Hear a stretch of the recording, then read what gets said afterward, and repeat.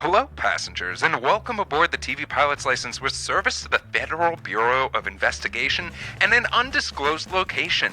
We ask that you please fasten your headphones, secure your podcasting device, and remember that, hey, if you're late for our flight, don't worry. Our TVPL team will swarm your house with helicopters, SUVs, and strange men you've never met before. So remain calm and remember, abolish ICE.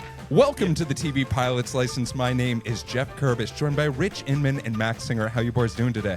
I'm wearing my female body inspector t-shirt. I'm ready to go. Incredible. Number one, yes, abolish ICE. Number two, was anyone a little weirded out that Anthony Anderson didn't come in on this pilot at all? Like, did they save him for episode 2?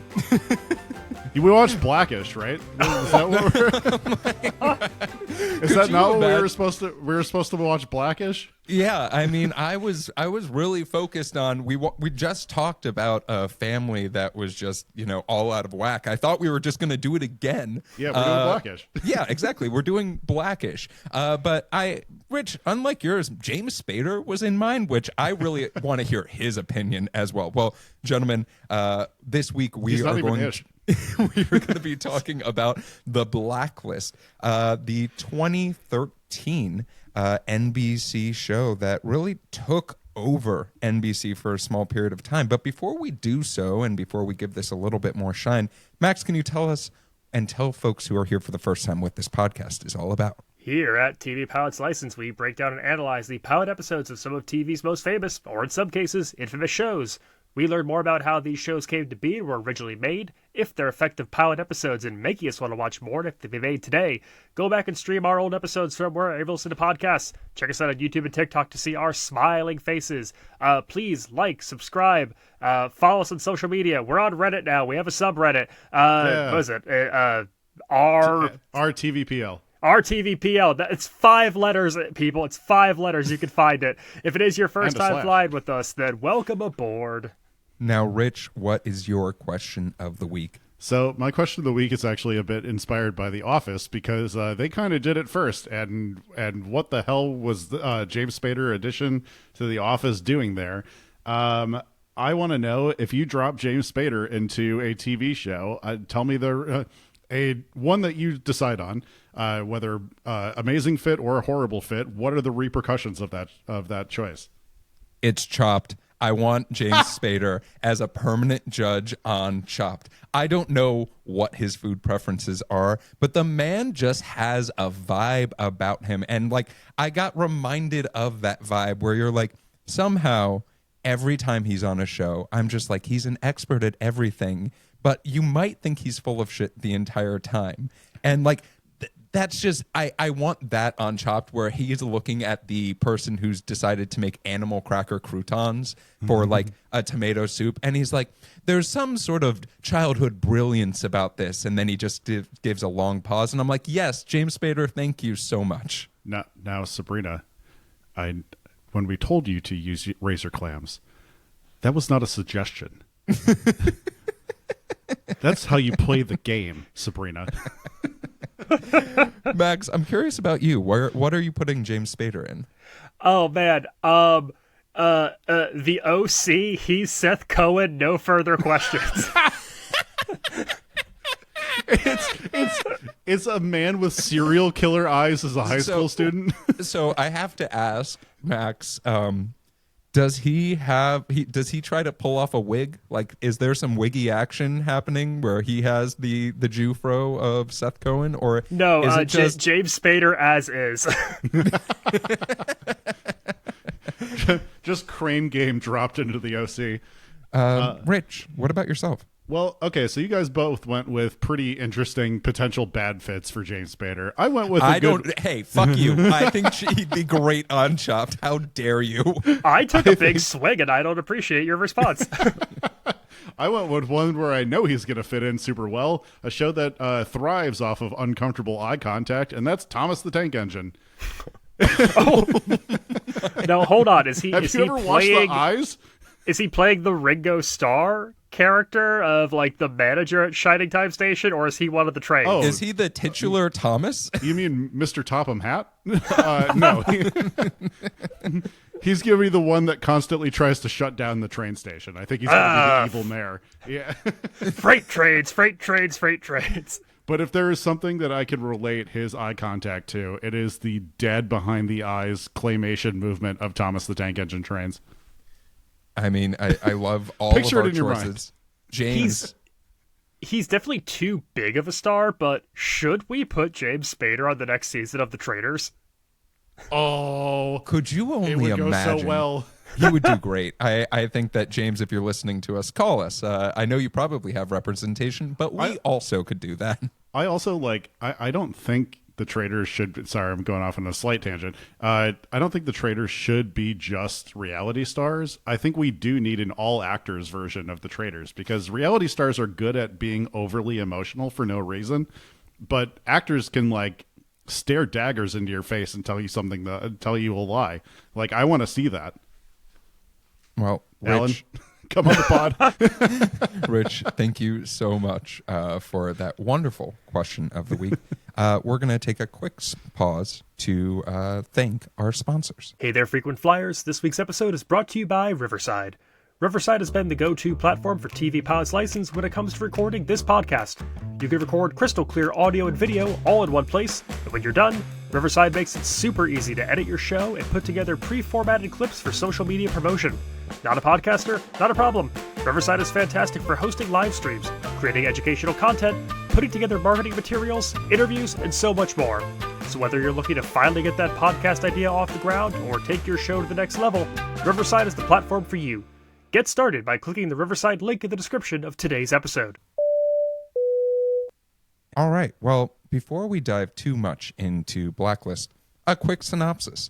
After turning himself in, a brilliant fugitive offers to help the FBI bag other baddies, but only if rookie profiler Elizabeth Keene is his partner. No. You did not just use that phrasing like he's going to the end goal of the season 10 is that he arrests a Megan Thee Stallion. Wait. I want to take a quick pause. Where do you think I got that synopsis from? Some British outlet, clearly. A VH1 description from 2008? No shit.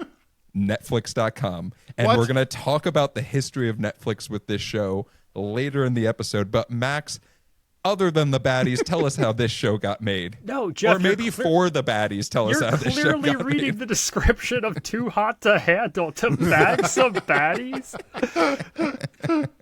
All right, Sean, listen, come on the pod. listen up, baddies. Today we're talking about the pilot of The Blacklist, which originally aired on September 23rd, 2013 on NBC, and the show's creator, Joe Bockenkamp. A native of Nebraska, Bockenkamp broke onto the scene, writing the thriller features Taking Lives with Angelina Jolie and Ethan Hawke, and Perfect Stranger with Halle Berry and Bruce Willis. In conversation with producer John Fox, the first inkling of The Blacklist begins with Fox pitching an idea for a show centered on a character who would be a Rosetta Stone of crime, someone who could unlock the mysteries to help solve cases. Developed at Sony Pictures, the rights to the property were bought by NBC, who ordered a pilot in January 2013. In May, the show was picked up to series order, and at Upfronts that spring, they proclaimed the pilot was their highest testing drama in a decade. While the team felt James Spader embodied what they looked for in the character of Red Reddington, the actor was unavailable when originally casting. Other actors who were invited and contacted for the role included Kiefer Sutherland, Richard Gere, Bryan Cranston, and Pierce Brosnan. In an interview with Variety, Bockenkamp says they intended to cast Sutherland from that group before Spader became available. During the pilot, producers rejected Spader's request that the character should wear a fedora. Spader was insistent, and the hat stuck, becoming a major part of the character's identity. Despite taking place in D.C., the series was primarily filmed in New York, with Task Force headquarters being shot at Chelsea Piers, which is also used by Law & Order. Soundstages use Silvercup Studios in Queens, home to hits like 30 Rock, The Sopranos, Succession, and Sex and the City, among others. Today's pilot is directed by Joe Carnahan, the writer-director of action hits Smokin' Aces and The Grey. You can catch his latest film, The Rip, starring Ben Affleck and Matt Damon, on Netflix now. Okay, nice. How many outtakes do you think there are of James Spader just tipping the fedora and saying "milady"? Like You're gonna want to switch to the YouTube feed for this. Like, how many outtakes are there of him trying to do like the fedora flip onto the head, the little "milady"? Personally, doing this thing with the brim? I thought he looked fedorable in that outfit. Well, We really need more bad guys who say "methinks" a lot. Oh God. So let's dive into the show, and let me take off this hat. Let's talk a little bit. We meet Raymond Reddington immediately in this show, and this very foreboding tone almost comes over the screen when we meet him, with this idea of this is a person who's been away for a long time. We see him enter the J. Edgar Hoover FBI building, only to then prepare himself to be arrested as arrest on sight goes across the screen. And I'm curious for you two gentlemen, are you intrigued by this chaos that has unfolded from a man just checking in to a building because he has a quote-unquote meeting that doesn't really exist? Fascinating opening exchange of lines to begin this pilot. I was actually really intrigued by an anonymous figure saying, "Must be good to be home again, sir." Cool pause there. Yeah, we'll see about that, which, I mean, listen, we've all said that we go home for Thanksgiving at one point or another. A good opening, like, tete-a-tete, if you want to build, like, intrigue and mystery for your pilot. I do think that they set up top with this character of, like, you want to know more, you want to understand the backstory. We started at like a 5-alarm fire, and then we work it back from there. Yeah, I mean, definitely this grabs you from the jump, I think. Yeah, it also does a great job of, there's that that notion of like starting a story after the beginning. Like you're very much into the immediate actions of the main character of Reddington, and what this does establish too is that you're not going to find out why he's doing this for quite some time. No, but he's ultimately from the jump making chess moves, and that is like what you want to see with this particular type of character. What's also super impressive about the beginning of this pilot is there's a lot of wait, what, why, how? Like, you're asking a lot of questions, and throughout the first 3 to 5 minutes of this pilot, they're really trying to efficiently catch up the audience to be in the middle of the story, rather than just be like, why is there a man who's in a gigantic glass box that I don't understand how they built that? The FBI agent who has to give this so heavy-handed exposition monologue of like, all right, listen up. For the next 3 minutes, I'm going to talk uninterrupted and tell you everything about this man's life. You're going to know everything about Red Reddington by the time I'm done here. They do it twice, and I'm sorry for like quote unquote jumping the gun a little bit, but once we meet Elizabeth Keene and they bring her in, once they have her character come in, they're like, "You're an expert FBI profiler. Yeah, why don't profile you describe yourself? him? What if you gave us a page and a half of exposition yourself?" You weren't in the room the first time we did this sequence, so now we're going to do it again. We didn't see. It's literally we didn't see you leave the room, so we have to prove that you left the room concept. But before we get too deep into the introduction or the monologue-worthy performance that was definitely the audition monologue that we saw of profiling yourself, let's talk about the other reason why this day is different. It's the first day of a new job, you guys. Isn't that? Oh, and you woke up slightly late. Did you guys also have that slight panicked feeling of, fuck, my alarm didn't go off? Because, boy, was I slightly sweating when she was like, oh, no, the alarm. And we all knew that smartphones did not exist in 2013. That's more of a 2020 well, invention. you know, Rich, if you have the haptic feedbacks off, then it might not go off, and then you're like, oh no, I overslept. Oh no, my first day at the FBI. I'm gonna be late. The tone shift, though, of like It's crazy. glass It's box, guns drawn on this criminal, dramatic, cop monologues, to like this wackety-doo scene where like Harry Nilsson Gotta Get Up should be playing in the background. And let me tell you something about Elizabeth Keene. I don't think I've had a character explain their circumstances where I've wanted to like comment along more than Elizabeth Keene. When they're like, don't forget, we've got the big meeting at 1:30. I'm like, you ain't going to that meeting. Don't worry, hubby. There's no way this new job's gonna interfere with you and our family. Like, yeah, we'll see about that. Let's just talk about that for a second, because the moment that she was like, we have a big adoption meeting today, and the guy's like, you won't be late, right? Her husband, Tom. I was just like, yeah, no shit, we're not going to that fucking meeting. Are you kidding me? Tom, you better be more prepared than this to go into that meeting by yourself and say, hey, my wife works for the FBI and she's busy saving your fucking ass. So, like, Tom, calm you're down a and give me a character on baby. NBC's The Blacklist. You should know she's not coming to that meeting. Yeah. Also, like, I'm sorry, but at what point do you think?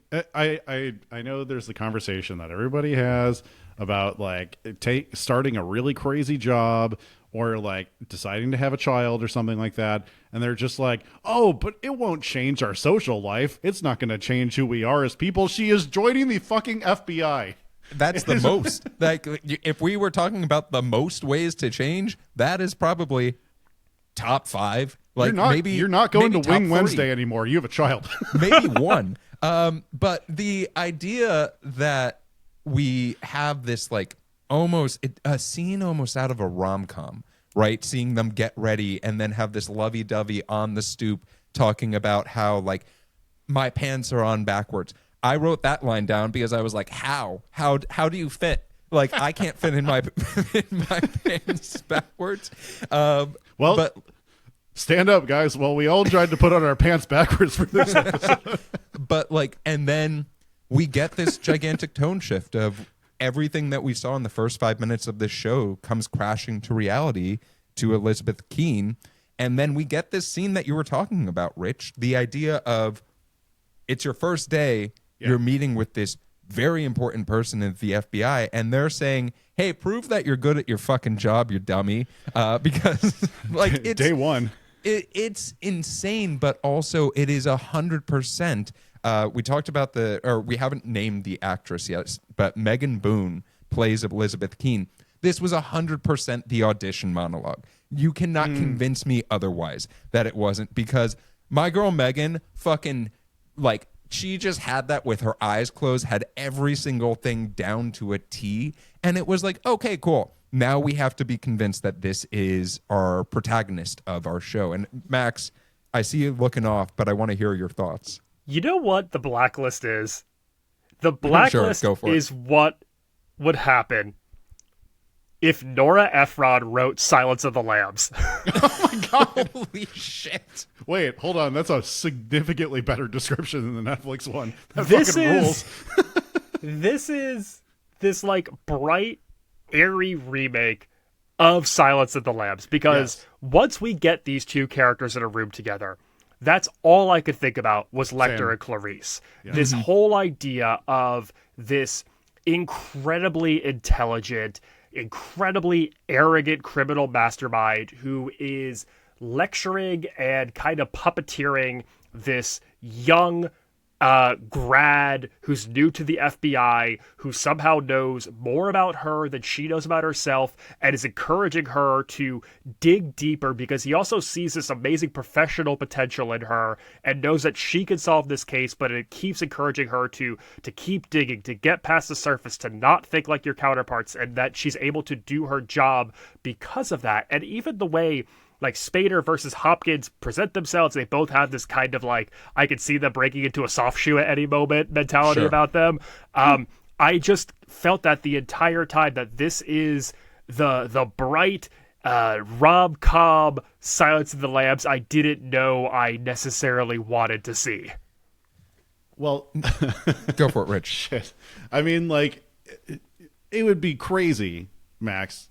It's crazy that you said that. It would be so crazy if they made a Hannibal Lecter TV show that would already exist, and maybe it was already on when they made this show. It would be something crazy. Maybe it was called like Hannibal or something like that. I mean, surely they put them on different networks, though, right?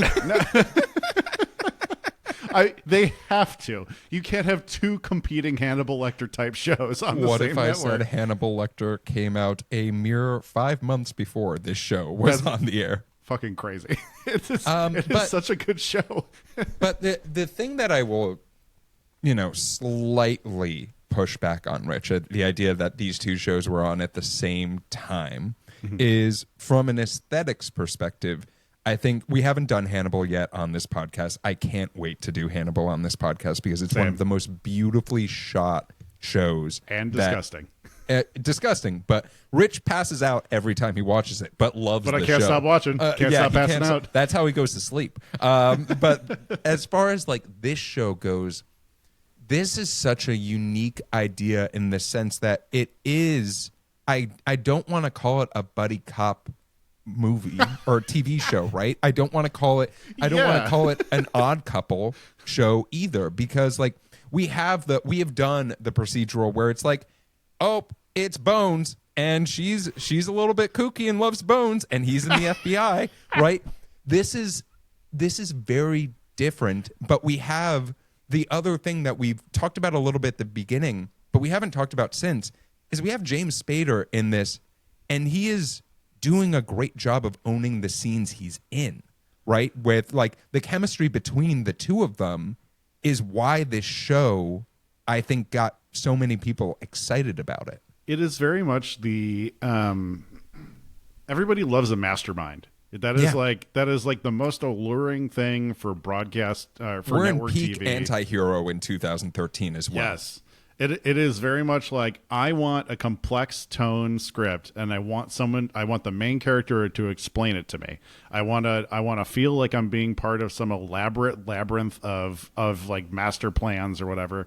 And boy, do you get that with this. There is nothing, every single twist and turn of this show is like, okay, but why is everyone trusting him that he said that? And he keeps like, you keep buying into like, okay, I guess he's more persuasive than even the scene portrays. And it just like over and over and over again. I mean, the only thing that is derailing the extreme complexity of these conversations is Agent Kessler saying this is nonsense over and over throughout the entire pilot. He can't fucking believe what's happening in front of his eyes. It is they couldn't give him remind me of the actress's name that plays Elizabeth. Megan Boone. Megan Boone. If Megan Boone's audition for this show is her doing that exposition monologue, Agent Kessler's audition for this show is him saying, "That's impossible. Why are we trusting this guy?" See, That and in and my that- version, in the Yeah, Nora go for it. Ephron one, he just keeps exclaiming, like, is anyone else seeing this? I feel like I'm taking crazy pills. Incredulous cop. Incredulous wanna- cop number 2.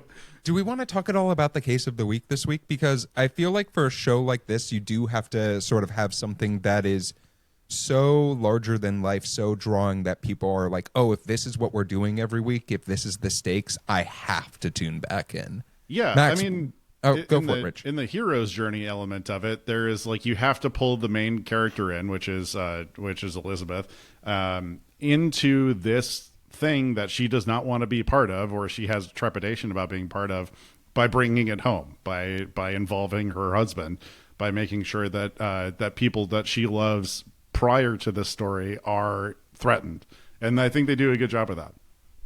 But Max, what did you think? Because it sounds like we have two people sort of returning to the United States from almost like the dead, if it sounds like. Yeah, I think you get a lot of very like buzzy things here. You get a literal ghost. You get someone who's been thought to be dead for 6 or 7 years by the FBI, and Red reveals you're all fools, you're all wrong, and actually I helped get him into the country. Like I've pulled the strings, but now I'm, flipping, or there's something else I want, so I'm using this as leverage.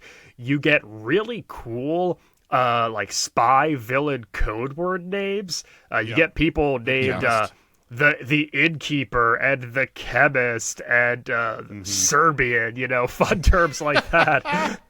which definitely can appeal to a certain type of person. Sure. And then it's shooting and it's explosions and it's double crosses and deep fakes, and it hits on all of these things that you go like, how are we going to get out of this situation? And you get to do it in the way of like an hour network TV show where you could build in the cliffhangers into the commercial breaks, and you could raise the stakes into each act, and you could do all these things that keep wanting you to come back from commercial. I am curious. I don't know how you guys would phrase this, but like the motivations in each scene seem to be just like a hair off.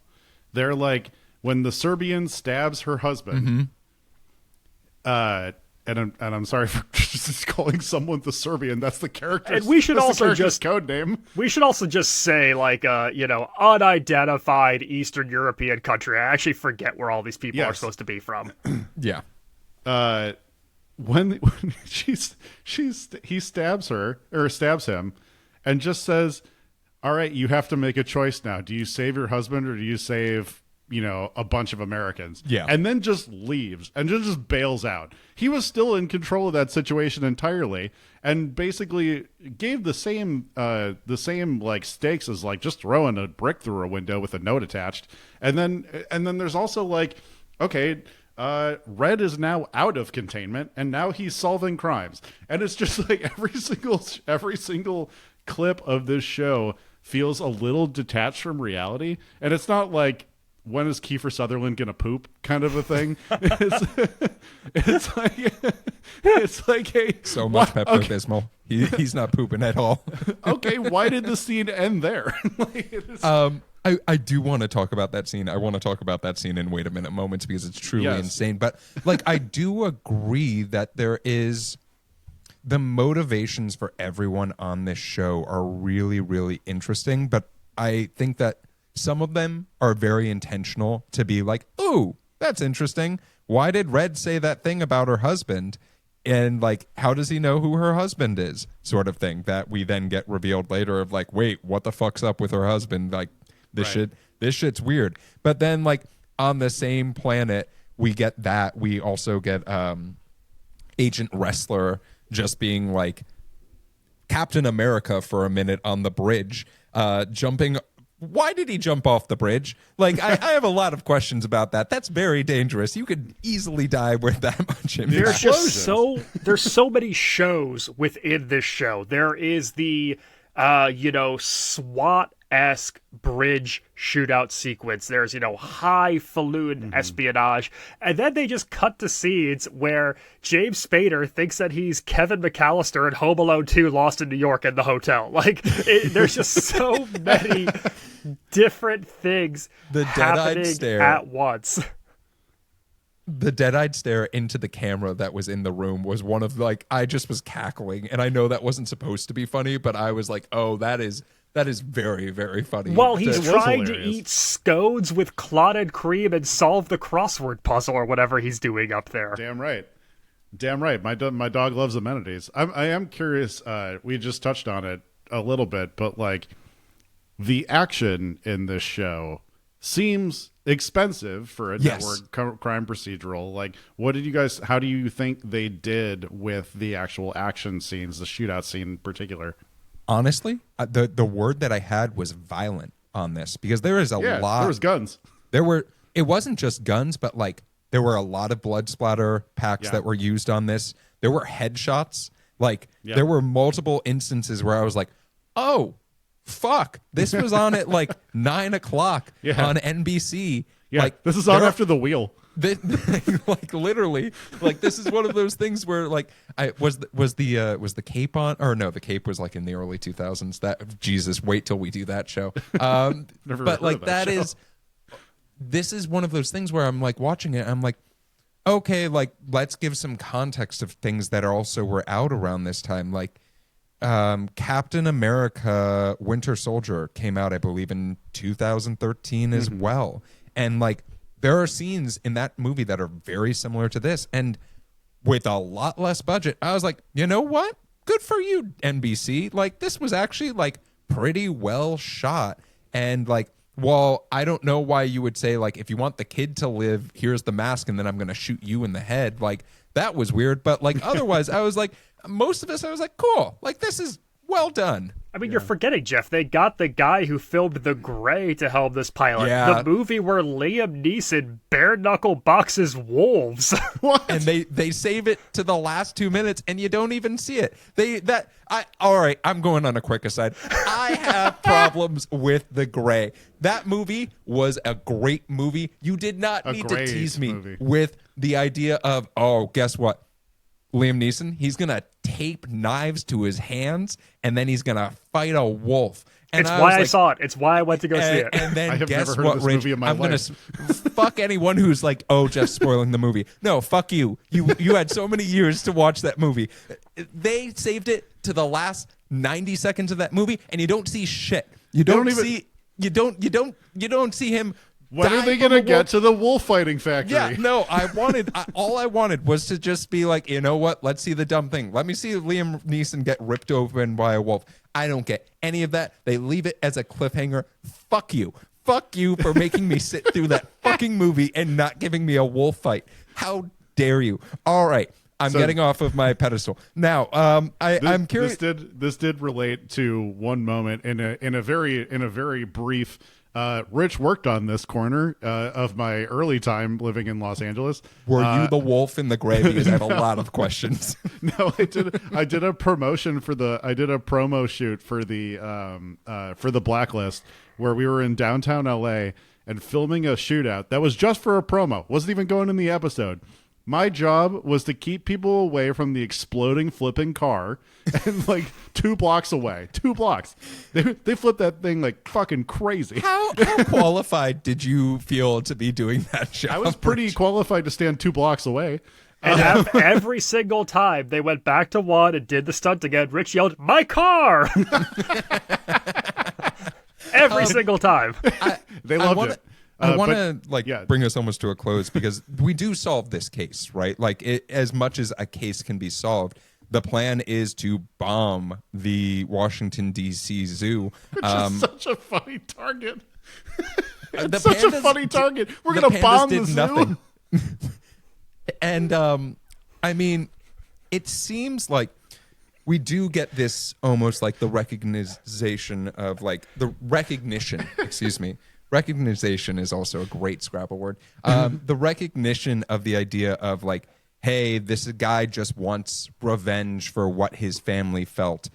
He does die in we're going to talk about geography in the wait a minute moments, but in a part of DC that's not actually DC. Oh. And then we get this random Ukrainian man who steals a bomb off of a child and runs away, which, like, low-key very funny. But I'm curious, do you guys feel like this case was solved in a way that you were expecting?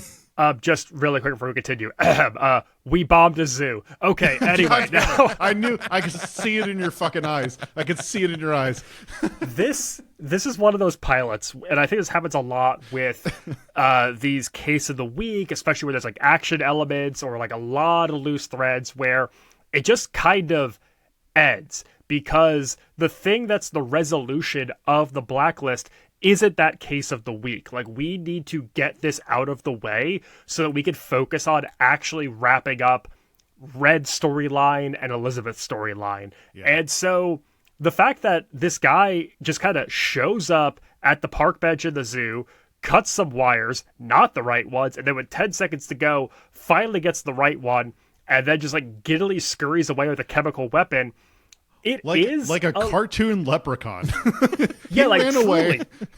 Like legs spun like wheels as he skedaddled out of there. Yeah.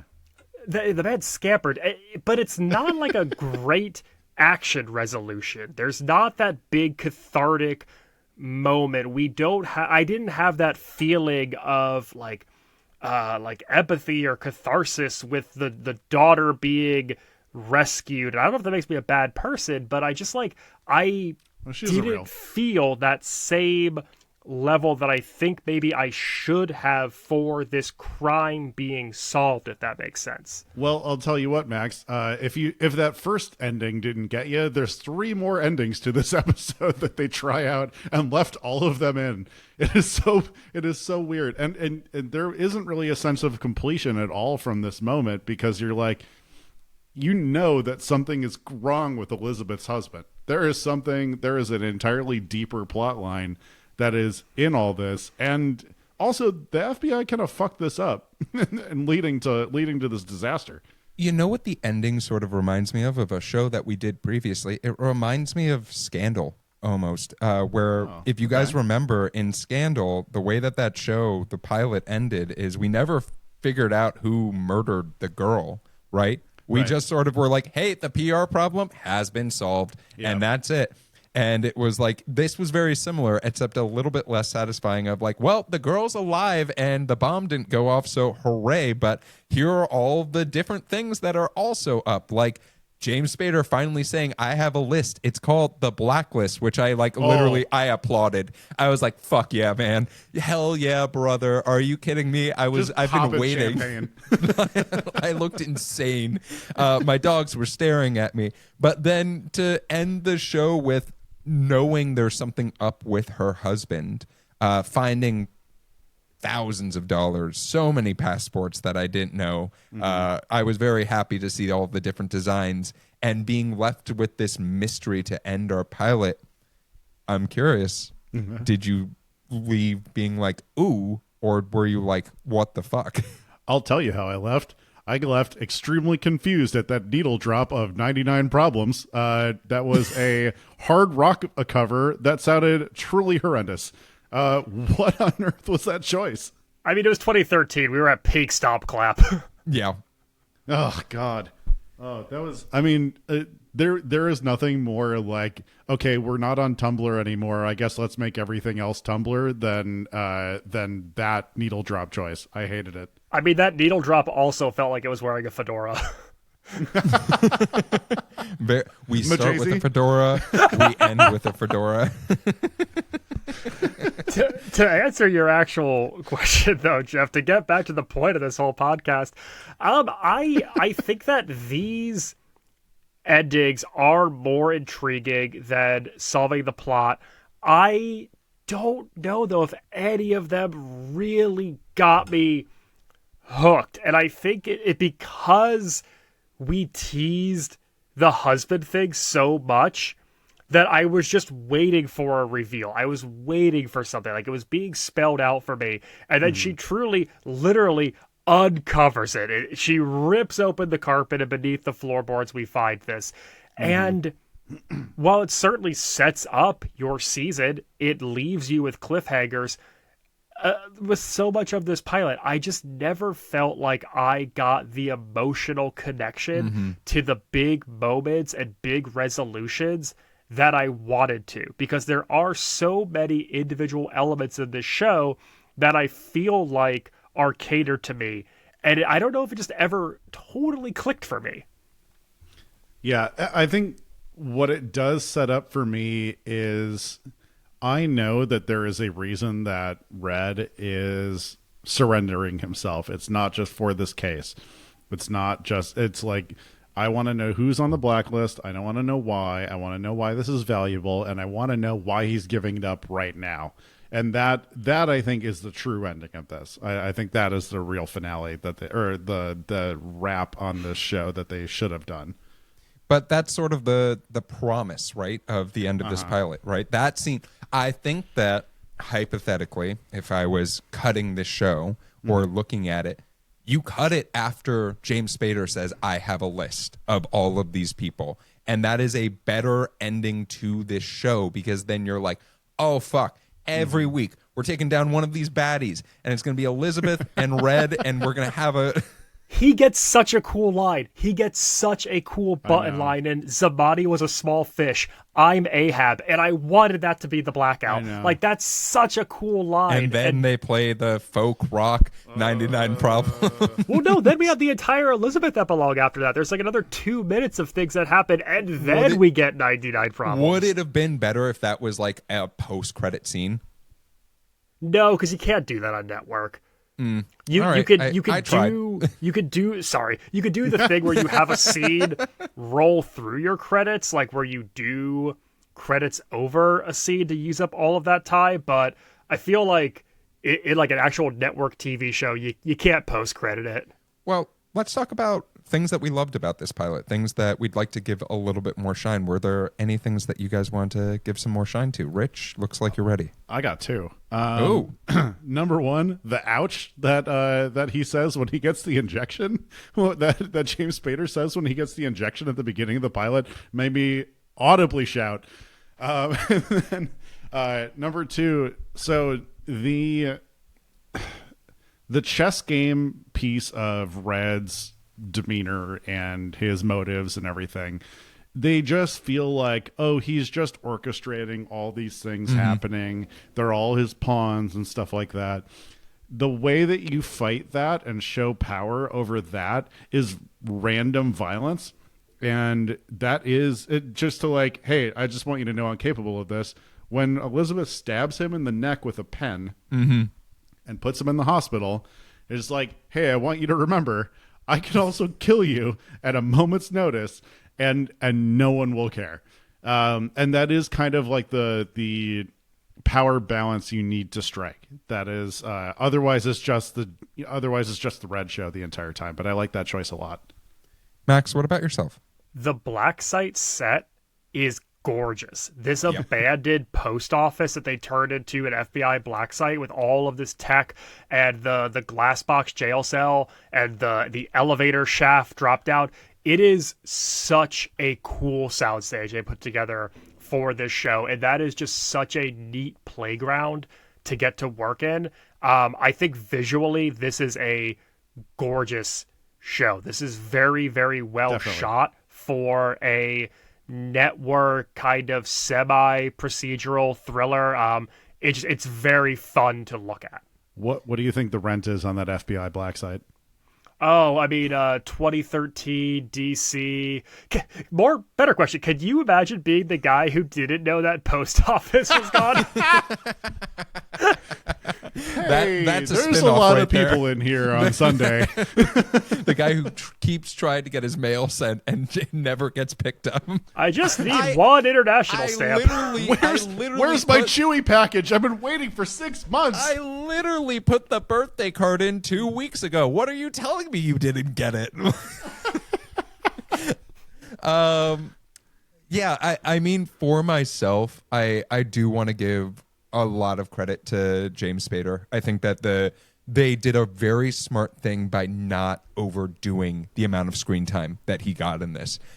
Instead, it was us focusing on the Elizabeth Keene character for the majority, using that as the driving factor, as the true protagonist, rather than the assistant type in this hero's journey. I also want to give credit to Diego Klatenhoff, who plays Donald Ressler, because it's just like having a role like that where you are obviously someone that we are expecting to see more of, probably in the main five of this cast.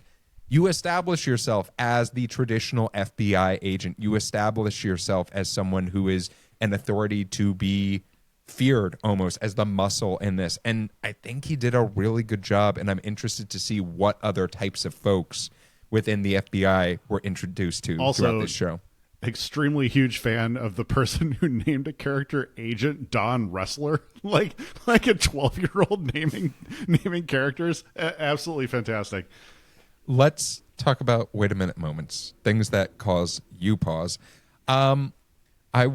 We talked a little bit about tone.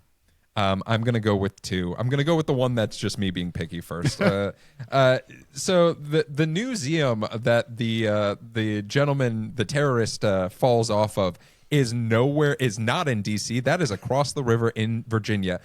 Don't try to trick me. How dare you? Do something. Go to the spy museum. That's in DC. That's a great place. That's too on the nose. That's a tall building. Someone can fall off that, and I'd be like, you know what? Appropriate for the show. Mm-hmm. Why the museum? It's a gorgeous building, but no. Secondly, this show and tone shifts are in love with each other, because one scene that literally I was just like, what were we doing here? Was when she comes into all of the baby girl like celebration stuff just to turn around and see her husband bloodied with a badly bleeding eye, like his cornea was torn, and I was just like, oh, like unsettling, but also at the same time like, wait, what just happened here? Oh man, when they showed his like not moving body as a silhouette when she walked in, I'm like, oh, he's gonna be messed up. I'm like, I just watched The Wheel. Max, what about you? I don't know what the show is. You keep Are you talking about The Wall with Chris Hardwick? No, The Wheel of Fortune. Oh, okay.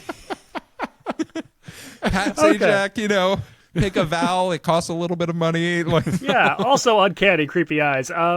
I'm going to say, how dare you introduce characters like the chemist and the innkeeper and not give them anything juicy to do, to not let these people talk in weird spy villain code language. I don't think this man named the innkeeper says an entire word. That man is a glorified featured extra. And if you are going to give me characters with those fun of names, I need to know so much more about them. Yeah, could you imagine if they're going to be like extremely important to the plot of the show? Maybe don't give them like a $200 a day like rate for the acting they're about to do. What were you going to say, Geoff? I was going to say, could you imagine you book that? You're like, babe, I'm the innkeeper. I'm the innkeeper. I'm going to be like a regular on this show. You never appear again. I don't know that for sure, but that'd be... It's like when someone books a pilot and they're like, oh, I'm the best friend of the child. I'm going to be a regular on this show. Fuck you. No, you're not. Like, you get your day rate and you go. Maybe the main character doesn't need a best friend. I don't know. Rich, what about you? All right, let me warm up for this one. No, I have 3. Number 1, why the fuck did the FBI bring a helicopter to go to her house? Why did they do that? What's the point of that helicopter? Just bring cars. She's not gonna, big helicopter. She's too. not gonna. Yeah, that's like an Army Black Hawk helicopter. She's not gonna jump into that. What are you doing? Number 2, it's hard to take someone as a threat while they're wearing a vest. I'll say it. Number 3, the entire plot for this show is predicated on a very small tattoo and stamp being noticed on one person's hand. And also, James Spader's character knowing that Serbian Orthodox people can't get tattoos, which we all know. We all know that. We all know that Serbian Orthodox characters or people can't get tattoos. We all know that Serbian Orthodoxy exists. And these are all things that everyone knows. Those are my 3. Well, gentlemen, we have one more question. We have an in-flight question. This in-flight question came to us from Instagram from Sarah in Massachusetts. And Sarah has asked, if you had to make a blacklist, what would your blacklist be about? So I'm curious, what would your blacklist be? You're collecting names. What are those names? People who are allowed to text me. Very simple. It's a shrinking list. You better stay on it. That is all I got. What about you? Everyone who gets tickets to the concerts that I want when Ticketmaster puts me in a queue of 10,000 people when I log on right at 10 a.m. Hell yeah. Yeah, for myself, it's very, very simple. It is just local businesses. Who do I actually enjoy interacting with when I have to go inside the business? Because boy, Rich, is it a shrinking list like the people you want to text? Like literally last week. I don't like aggressive smoothie guy anymore. I'm not going in. Literally last week I went out and I was just like, I had 2 good interactions. Do I want to try going one more place and seeing if I have a third? No, turn around and go home. I did. Oh, no. It was fine. It was slightly disappointing. But Sarah, thank you so much for that in-flight question. If you have an in-flight question for the show, you can actually submit those to us. We ask for them on Instagram, but you can also submit those via tvpilotslicense.com or shoot us a voicemail or leave us a text at 213-290-1713. Let's talk about the history of this show. This show had 10 seasons and 218 episodes. Mama. Boy, was it a big one. The first season of this show, Max, you talked a little bit about the testing of the show and how successful it was. boy, did it do well, because it was the number 6 show on TV that year, averaging 14.95 million viewers between 2013 and 2014. That is not a slouch of a show whatsoever. From there, it lost viewership, but even it really saw a drop off in 2020. I wonder what happened. And then it ended up being the number 60 show. But that is amongst all TV shows. It still did really well. The show did have a spinoff that was focused on Tom Keene's character.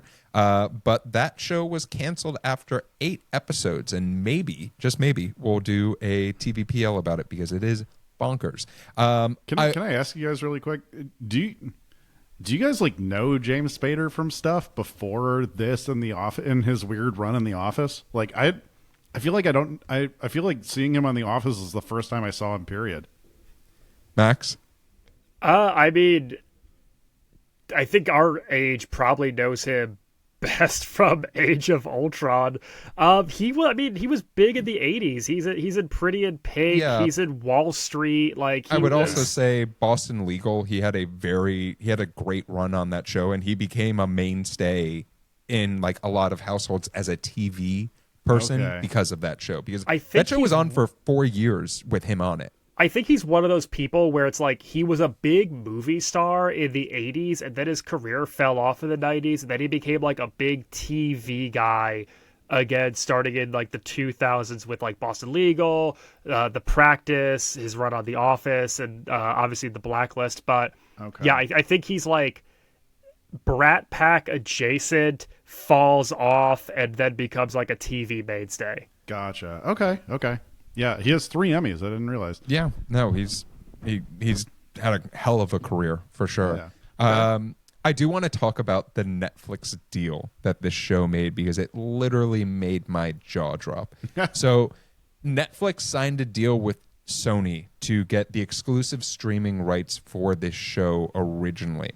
How much do you think they paid per episode? Oh shit. Well, Kyle Tucker just got $60 million a year, so probably $220 million. Total. Max?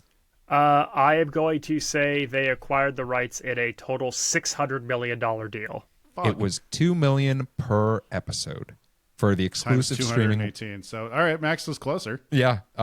So when they debuted this show, it was so hot that Netflix came in and was just like, all of the money, go. And what ended up happening is they used it to be able to stream the show internationally, which was super duper successful. The show, when a season would debut, the show would be on the local top 10, no matter what country it was in. Wow. For at least 2 weeks. So like people just absolutely ate this shit up, for sure. That's why I couldn't find it on Peacock. I forgot that he starred across Maggie Gyllenhaal in Secretary. That's a movie. This is the IMDb research corner. Everyone go watch Secretary with Maggie Gyllenhaal and James Spader. I do want to talk about non-TV partnerships really quickly. This show had a comic book series, 2 novels, a mobile game, and then they did a real-life scavenger hunt promotion where you could win $100,000 if you found a red lookalike that they had running around the city, and that tied into a TV episode as well. That's you can't just go chasing bald guys with fedoras around the streets of major cities. Yes, you can. And if I'm mayor... This should have had a Super Nintendo game. I'm sorry. It should have. 8-bit game for sure. Let's talk about awards really quickly. 31 nominations and 2 wins. Both were for its first season. I believe one of them was actually a creative Emmy award. But the show also received multiple Golden Globe and Primetime Emmy Award noms as well. And that's the history of Blacklist. Rich, it's time for your game of the week. Well, how can we talk about Blacklist without talking about some famous celebrity blacklists? We're talking about people who were banned from stuff. All right. All right. Oh, boy. I was trying to when I was originally thought of this idea, I was trying to see if there was a list of people who got banned from Studio 54, and you could kind of just do whatever there. So no one got banned ever, even including the guy that got stuck in the ventilation system. All right, this band faced an excruciating 4-year ban from the United States for lewd gestures and even fistfights that occurred on stage. Most music historians think that this really hampered their global popularity and put them well behind rival bands at that time. Is it A, the Sex Pistols, B, the Kinks, C, the Smiths, D, T-Rex? I'm gonna say Sex Pistols. The Kinks. Why not? It is the Kinks. The Kinks were banned from the United States for 4 full years while the Rolling Stones and Beatles essentially took over the airwaves. All right. In an absolute Mad Lib of a sentence, Madonna was removed and banned from Alamo Drafthouse in 2013 when she was caught texting during this movie. She was talking about Blacklist. That's why she was. That or Hannibal. It was one of the two. Nothing else was going on in 2013. Was it A, 12 Years a Slave, B, The Hunger Games, C, Despicable Me 2, D, The Secret Life of Walter Mitty? There's one of these, and it's so much funnier than the other. I'm going to say that it is D, The Secret Life of Walter Mitty. I'm going to say it's A. Geoff is right again. It's 12 Years a Slave. She got kicked out. One of the most famous people on the planet got kicked out of Alamo Drafthouse for texting during 12 Years a Slave. That is 100% the funniest answer that it could be. Man. Of all of the movies to just be like, you don't own a phone anymore. Like, you for the next couple of hours, you don't own a phone.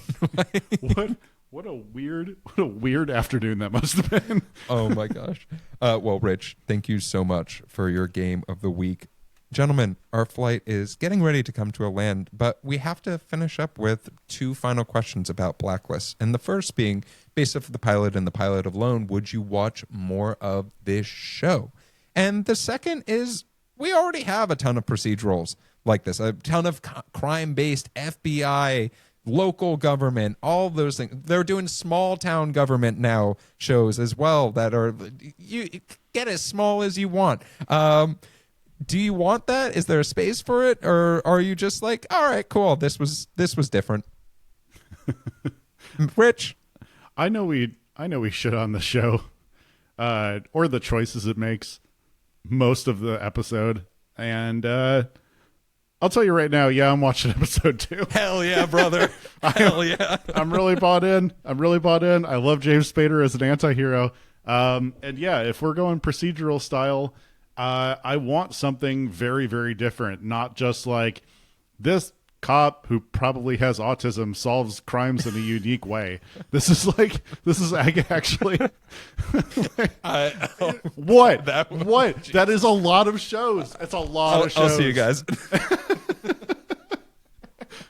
Geoff's got to go tear up his pilot. That was an autobiography, Rich. How dare you? All right, then solve a crime. Okay. I got the diagnosis. All I need to do is find a crime. But yeah, this is a good like anti-hero helps the police in in a way where you know that they have very bizarre motives behind it or violent motives behind it. I like it. Max? There are so many pieces of this show that are screaming my name. Like, there are so many things in this that I want to love so badly. And somehow it just never quite clicked together for me. It never got to that place where I felt totally bought in. And there's so many moments where I'm like, I'm so close. Like, I'm so close to being totally bought in. And I just never got over that threshold. And so I am actually going to make this a disappointing, no, I would not watch episode 2. All right. Break the tie, Geoff. So I'm going to start off with, do I think that there's a space for these type of shows? And yeah, I think if you come up with a good idea or something that is truly unique, why not? Right? Give me something. I like the idea of something that's a little bit formulaic, but with a twist, right? There's something about that is nice, easy watching, but then you get that little bit of plot development that you're like, ooh, all right, cool. Tell me more. Yeah.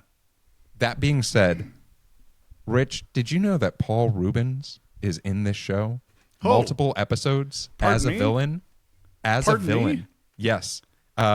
Did you know that there are multiple the acting list of people who went on this show and destroyed while they were on this show?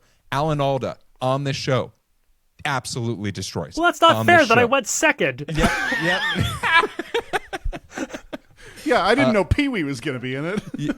And I will tell you both, I have watched 4 seasons of this show. Okay. And it is Honestly, so good. low numbers So- for Geoff. Low numbers. So good. Okay. I think the only reason I stopped is because I got married. Like, literally, that's it. And in That's your vows, you said I said no I will Blacklist. exclusively stop watching Blacklist. She said, take that fedora off right now. Before I could cross the threshold, the fedoras had to go in the trash. No, but I think that this is such a... You watch something like this and you see the pilot and you're like, holy shit, what a pilot, what a show. And I'm really happy to see something that was invested in, right? It almost is nostalgic to see a TV show that people were like, oh, what if we invested in this really cool idea and actually made it look like it was good so that people were excited to watch it every week? What a weird idea in 2026 to invest in a TV show that people actually are like, ooh, look at all that money going into something that's good. Yeah.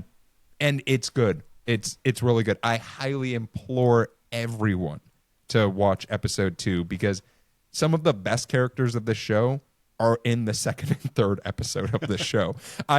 There's a I'll just give a little bit. There's a character named Demby who just appears and he's Red's assistant. And you're like, you're the most interesting guy on the show. And you say like 5 words an episode. What the damn. fuck? Give me more. Like, Okay. I just want more of that. So 100% security right there. smooth brain, FBI agent with criminal concierge mastermind. Abso-fucking-lutely. All Well, right. gentlemen, that is our show. But before we go, I want to make sure that folks can find you wherever you want to be found. So, Rich, where can folks find you? You can find me pulling up to your house with a big-ass helicopter. You can find me on Instagram at Damn That's Rich. You can find original sketch comedy for Max and myself over at Dadwagon Comedy on TikTok. Max? You could catch me spending your tax dollars on me getting a room service and on all things social media at Maxwell Singh. And you can find me terrified if I ever walk into my house decorated without me knowing. But if you're looking for me on social media, you can find me at Run Jeff Run. You can find the TV Pilot's License anywhere you listen to podcasts. You can also see our smiling faces on YouTube, where we just got 1,500 subscribers. So thank you very much for all of our frequent flyers and our first-time flyers. We're happy to have you on this journey. Also, follow us on Reddit. Like, comment, subscribe. We're on a journey to get to 250 subscribers on Spotify. And if we do, we're releasing a special episode. So make sure to share with your friends, family, and just subscribe on your parents' phone. Why The not? fedora one. Yeah. If you have a question about the show or for our next episode, you can submit those at tvpilotslicense.com. You can also give us a call or shoot us a voicemail at 213-290-1713. Make sure to watch out for some of the stuff that we have coming up, but with the plane landed and the seatbelt sign off, we look forward to flying the bright skies of the TV world with you again soon. Until next time, keep your eyes on the skies and your fingers on the dial. Spader? I hardly know her. Sorry, I couldn't think of a line from the show.